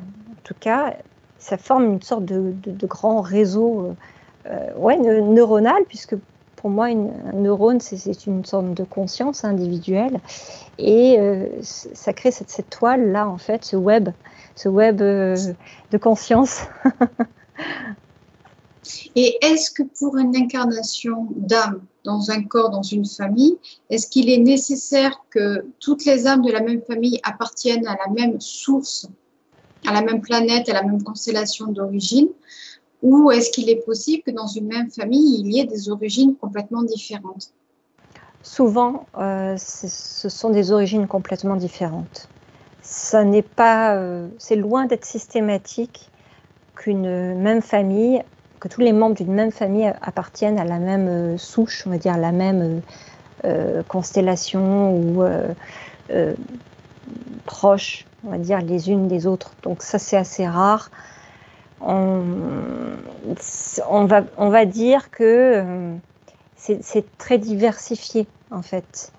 Il arrive que plusieurs membres aient côtoyé la même planète au même moment, dans certaines circonstances de vie en commun, dans le passé, et se retrouvent dans la même famille, et du coup ont des mémoires communes. Ça, c'est quelque chose qui arrive, mais on ne peut pas en faire une généralité. Disons qu'il y a beaucoup de possibilités, et notamment le fait que dans une famille, on puisse venir d'origines totalement différentes, avec des cheminements très différents les uns des autres.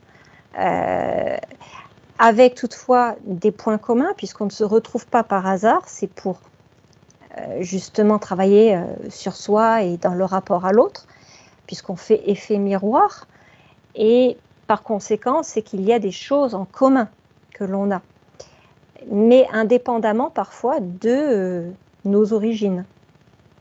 Voilà, je dirais plutôt dans ce sens-là, en fait.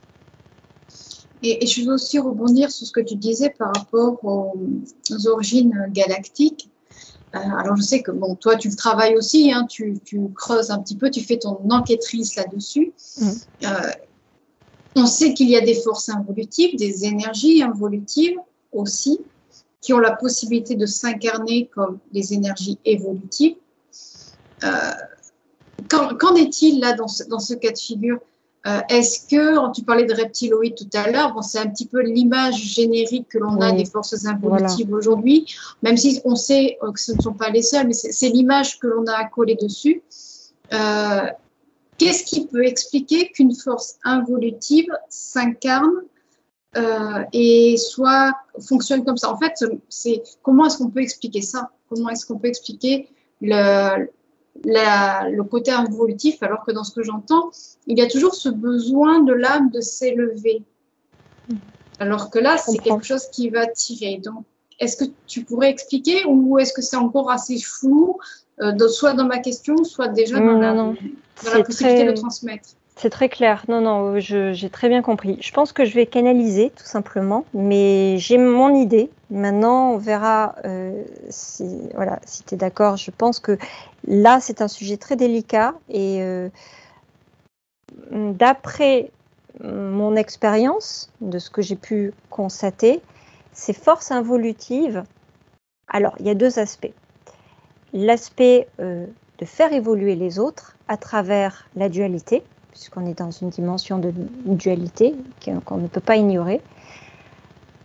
Ces âmes elles-mêmes ont le libre arbitre d'évoluer vers la lumière ou de tomber encore plus bas dans le refus de la lumière.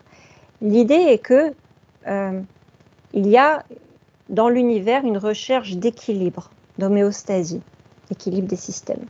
Donc ça signifie un peu d'entropie, c'est-à-dire de chaos, de désordre, ça a sa place, et une forme constructive qui va aller nourrir, qui va les faire grandir. Donc la vie et la mort, voilà.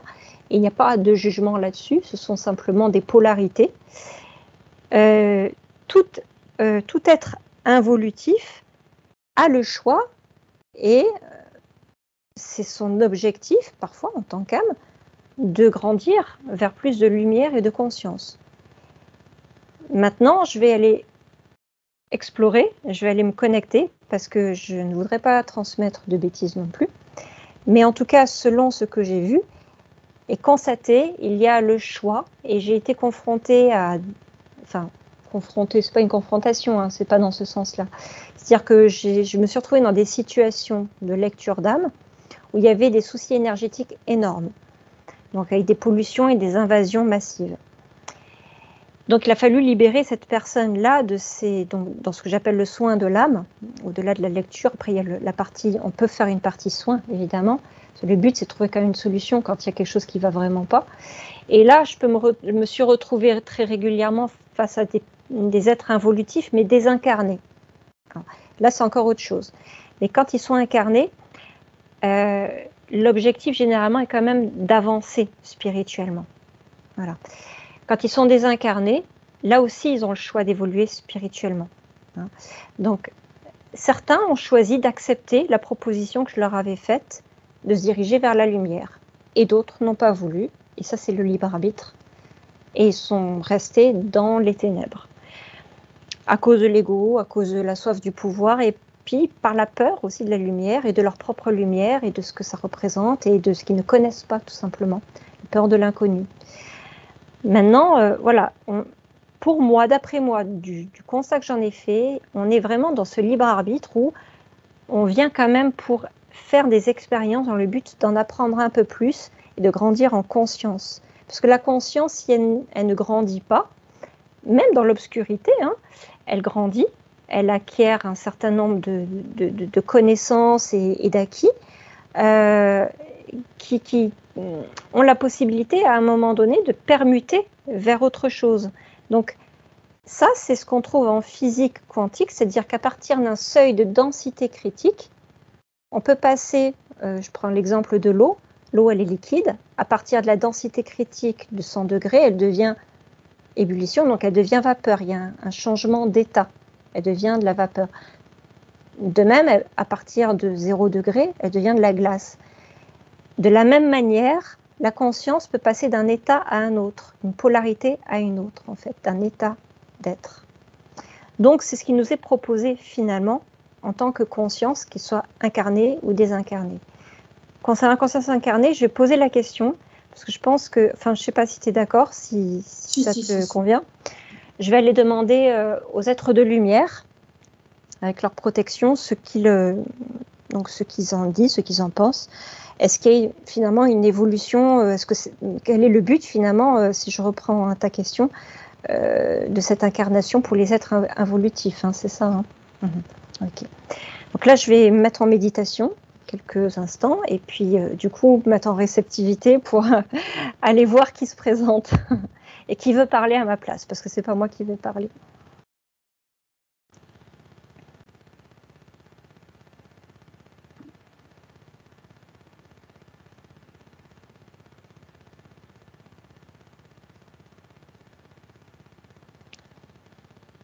Donc là, je vois un être très très grand, un peu comme une immense statue. C'est, je sais pas, c'est proche de la source, une source de lumière importante.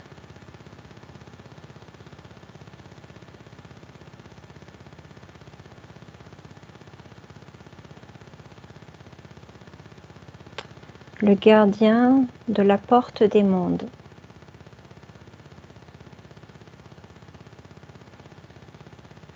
De ce que vous appelez l'au-delà et l'en bas.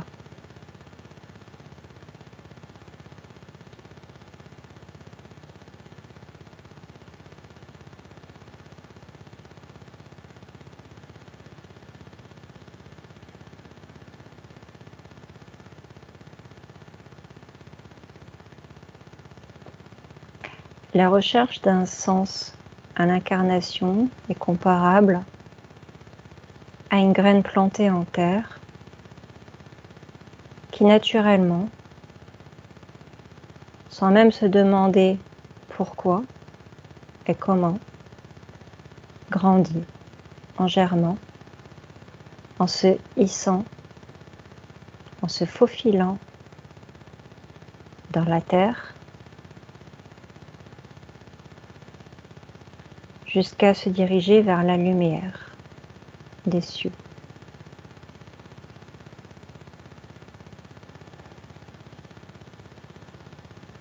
La comparaison explicite que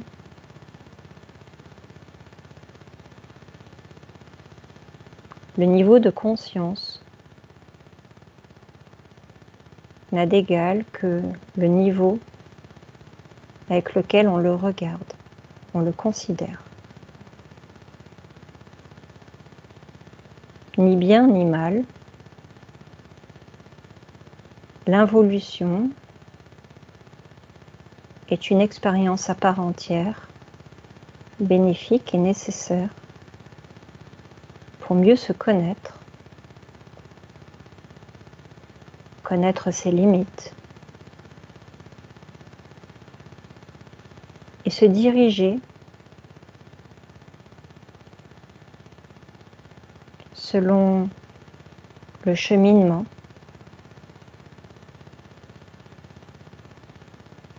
qu'il emprunte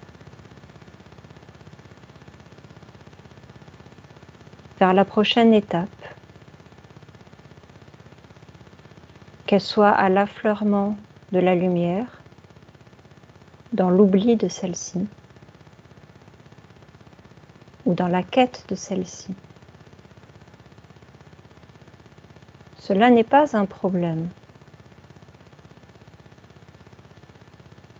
Cela est, juste cela est. Sans considération éthique, nécessaire, objectivement,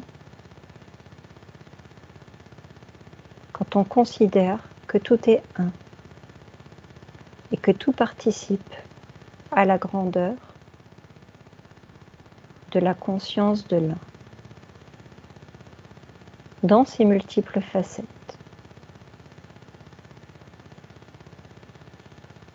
La dualité que vous considérez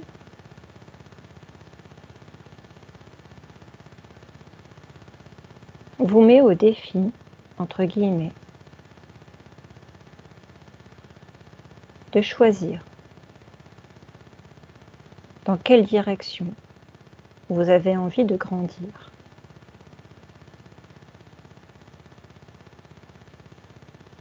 On peut grandir dans l'obscurité, bien qu'il vous soit difficile de le concevoir. Pour autant, n'y aurait-il qu'un seul visage, qu'une seule facette à une pièce de monnaie, à une feuille? En quoi cela est-il différent? En quoi cela serait-ce problématique? Puisque c'est un degré de conscience,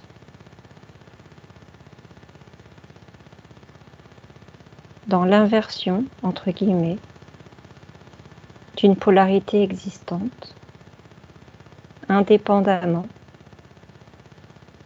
du rejet ou non de la lumière. La lumière continue d'exister et elle continue de briller pour ces personnes. Et quoi qu'il en soit, quoi que l'on en pense, que vous en pensiez, ces êtres ont été créés par la lumière. Comment se pourrait-il qu'elle ne soit pas lumière? Autrement dit, l'incarnation est la concrétisation ou cristallisation d'une tendance.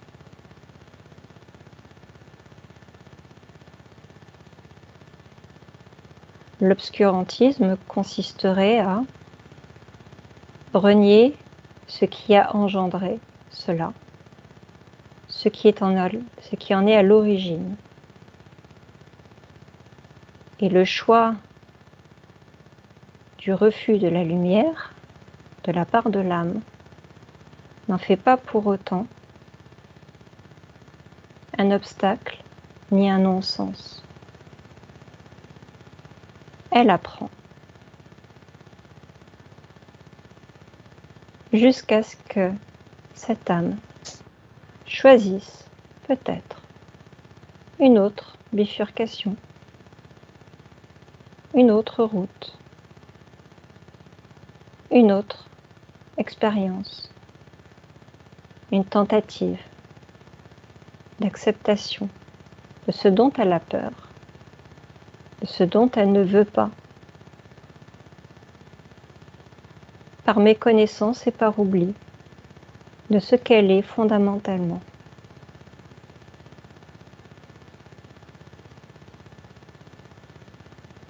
Elles ont un rôle de prise de conscience pour les âmes qui sont prêtes à davantage faire grandir leur soleil intérieur. Des catalyseurs, en quelque sorte.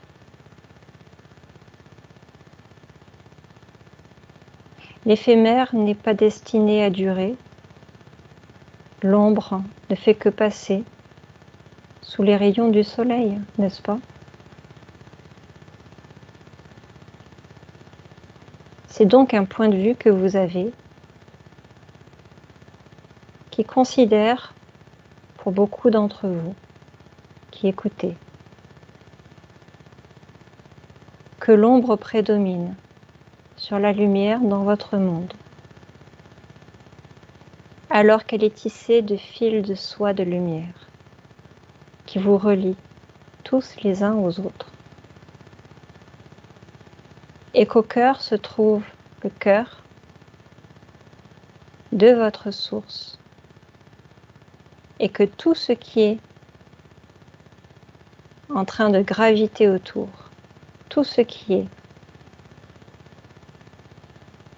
ici, présent, est déjà dans la source.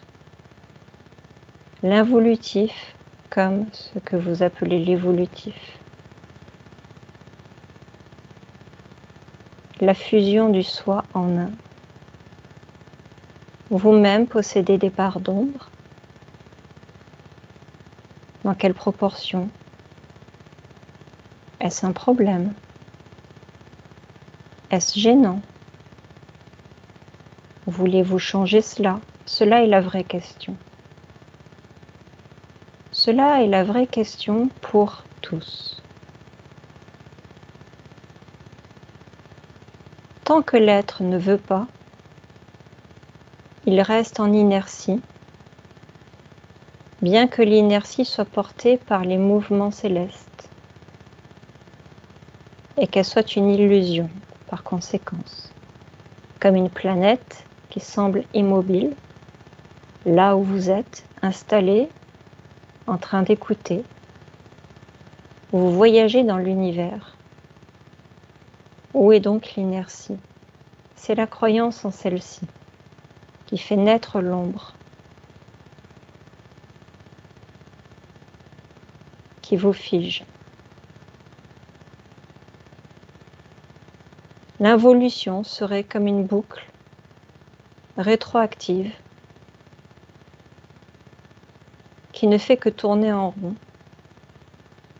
tout en creusant un peu plus son sillon en son centre de gravité. À quel point est-ce grave? Jusqu'où cela ira-t-il? Cela n'a pas d'importance. Ce qui en a, c'est à quel moment et comment la boucle infernale cesse. Parce qu'on peut tourner en rond, mais avancer, et avancer en tournant en rond. Il y a des paradoxes ainsi qui n'en sont pas. Tout cela est question de point de vue, comprenez-vous? Avez-vous des questions? Non, ça va aller, je pense. Les questions seront peut-être pour plus tard, mais pas pour le moment. Merci beaucoup. Merci.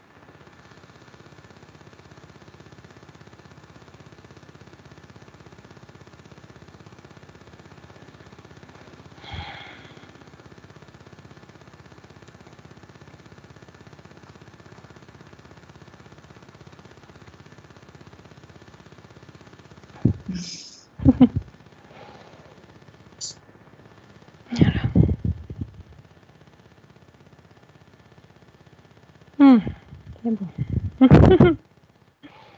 Je te laisse revenir tranquillement.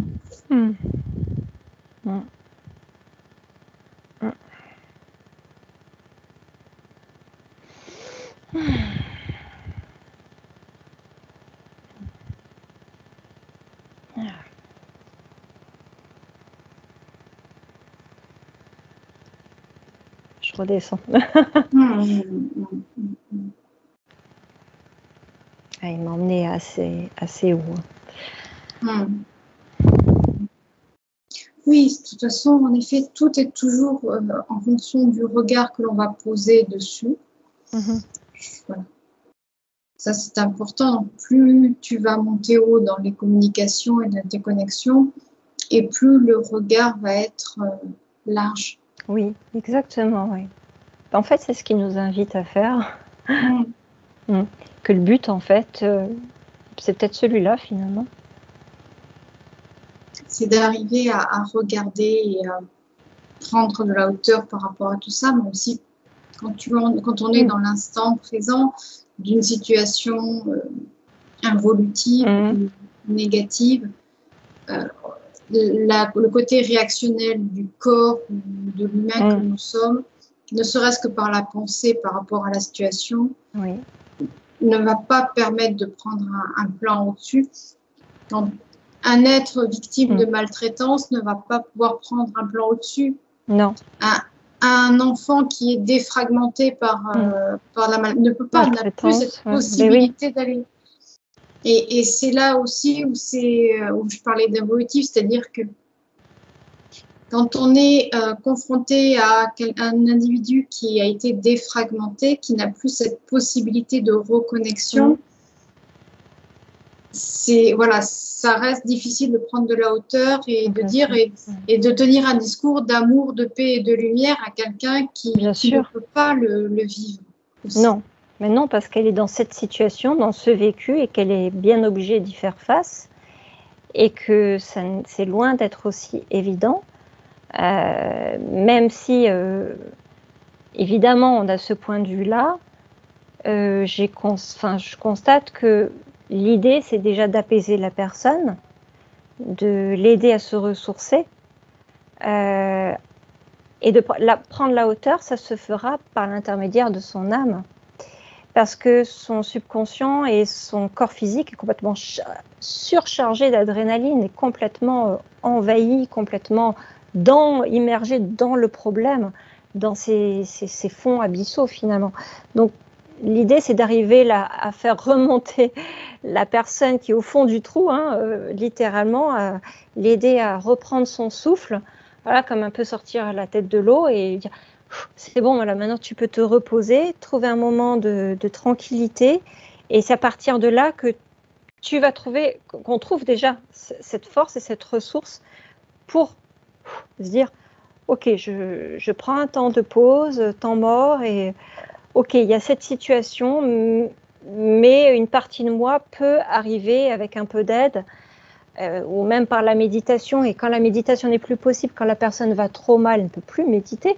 Donc là, ça va être vraiment de faire appel peut-être à une aide extérieure pour aider cette personne très concrètement. Et parfois même dans la matière, c'est-à-dire l'aider à faire des papiers administratifs, quand il y a des problèmes de logement ou autre. Enfin, ça peut être quelque chose vraiment dans le concret, du plus concret en fait. Et c'est souvent comme ça que ça se manifeste, parce que on ne parle pas que d'entité, on est dans un monde qui nous sollicite énormément en fait. Et rien que ça, c'est très énergivore. Donc il suffit d'avoir des collègues au travail qui ne sont pas sympas, il suffit d'avoir une famille médisante, il suffit d'avoir plein de choses qui se greffent au quotidien, en plus d'un passé peut-être déjà difficile. Donc autant dire que la personne défragmentée, elle a besoin de refragmenter le disque dur, de pouvoir recoller les morceaux et essayer de trouver ce moment où elle peut souffler vraiment. Et je crois que c'est le plus beau cadeau qu'on puisse s'apporter ou apporter à quelqu'un d'autre. C'est déjà une main compatissante, une écoute attentive et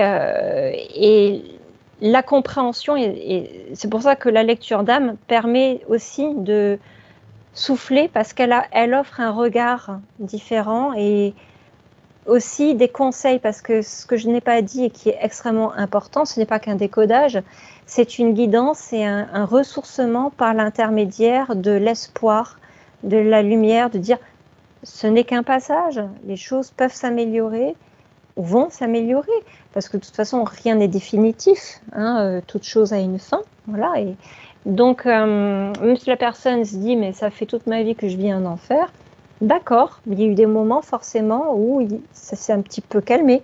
Donc c'est aussi d'apporter une note de réconfort par les guides spirituels, par les aidants spirituels. C'est la lecture d'âme, c'est pas que la communication avec l'âme, c'est aussi la communication avec tous nos aidants spirituels qui sont là pour nous rebooster quand on en a besoin et quand on n'est plus capable d'entendre.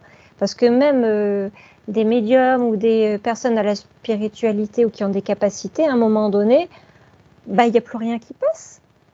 Parce qu'elles vont trop mal, parce que tout s'accumule, parce qu'il y a un enchaînement de circonstances qui font qu'elles ont elles-mêmes besoin finalement de quelqu'un d'autre pour jouer l'intermédiaire et leur dire écoute, là pour l'instant c'est comme ça, mais il y a une guidance qui vient, avec beaucoup d'amour, beaucoup de réconfort, beaucoup de compassion, et ça rien que ça c'est une aide énorme, je trouve, parce qu'on se sent, on entend enfin la voix de son âme, on entend une partie de soi qu'on n'a plus l'habitude d'entendre ou qu'on n'a pas l'habitude d'entendre et qu'on désespère d'entendre. Et ceux que l'on ressent ou que l'on ne ressent pas, c'est des personnes qui ne ressentent pas, peuvent tout à coup ressentir quelque chose au cours de la séance. Et ça, c'est les petits miracles qui se font aussi. Et on a parfois juste besoin de ça, juste besoin de mots doux, de mots bienveillants, de mots d'amour pour compenser tout le reste. Et en tout cas, merci infiniment, Sandrine, pour tout ça, pour cette ouverture de cœur qui est la tienne, et également dans cette transmission que tu partages, parce que tu l'as dit au début, ton souhait d'âme, ton souhait d'enfant, c'était cette transmission, mais transmission que tu fais très bien également.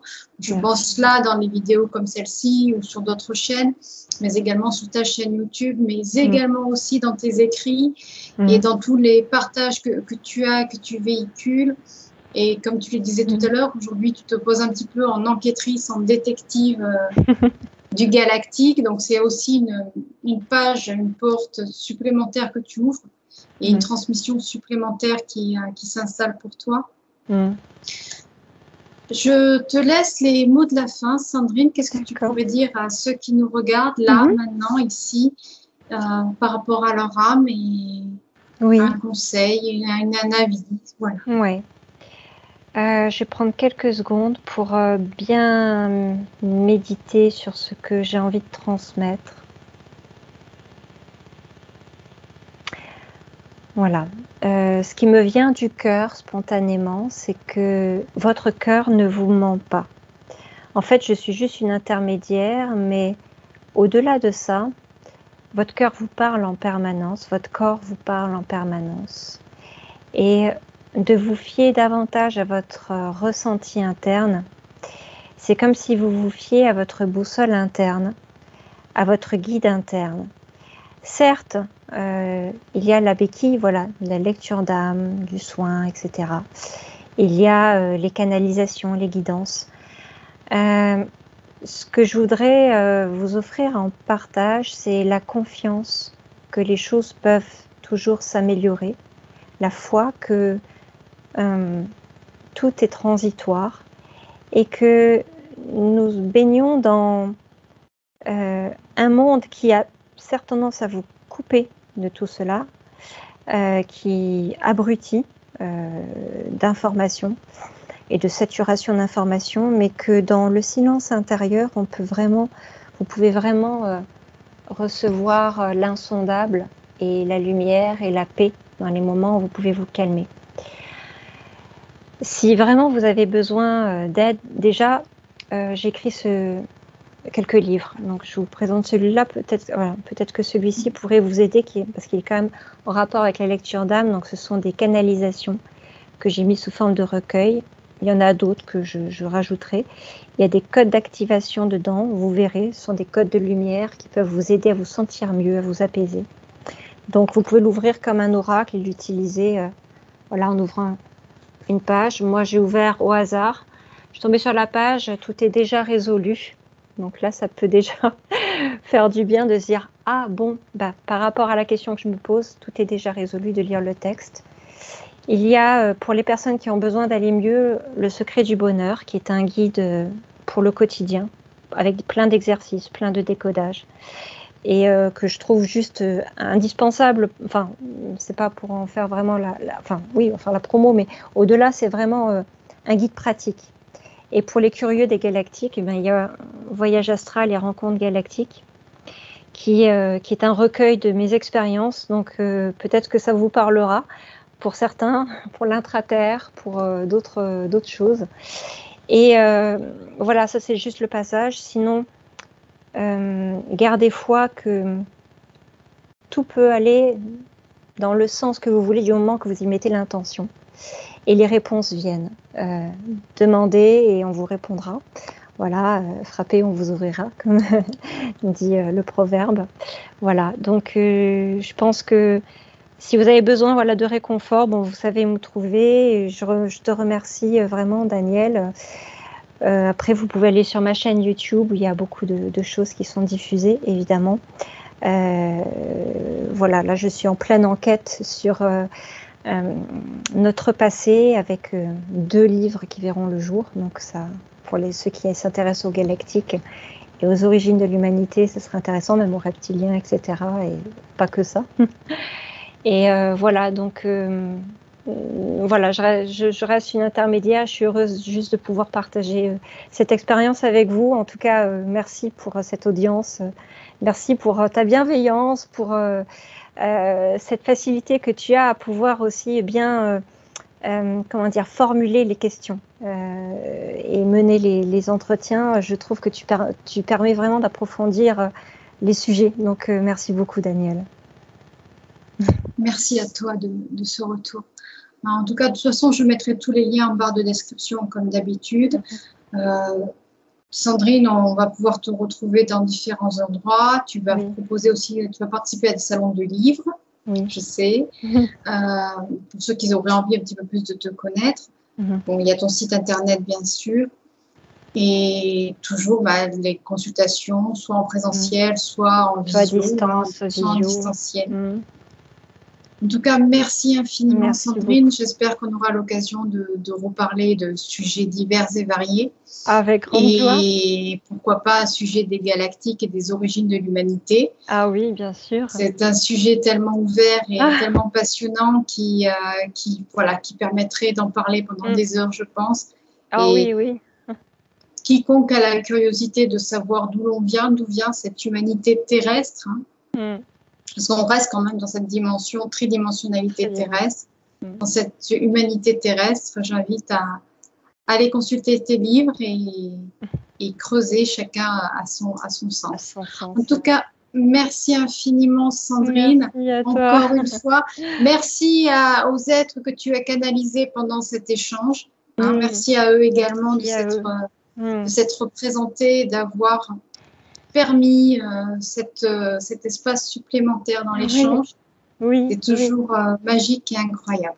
En tout cas, merci encore et encore et encore, Sandrine. Comme je dis, on aura l'occasion de refaire des choses ensemble. Oui, avec grande joie. Merci à toi de tout mon cœur.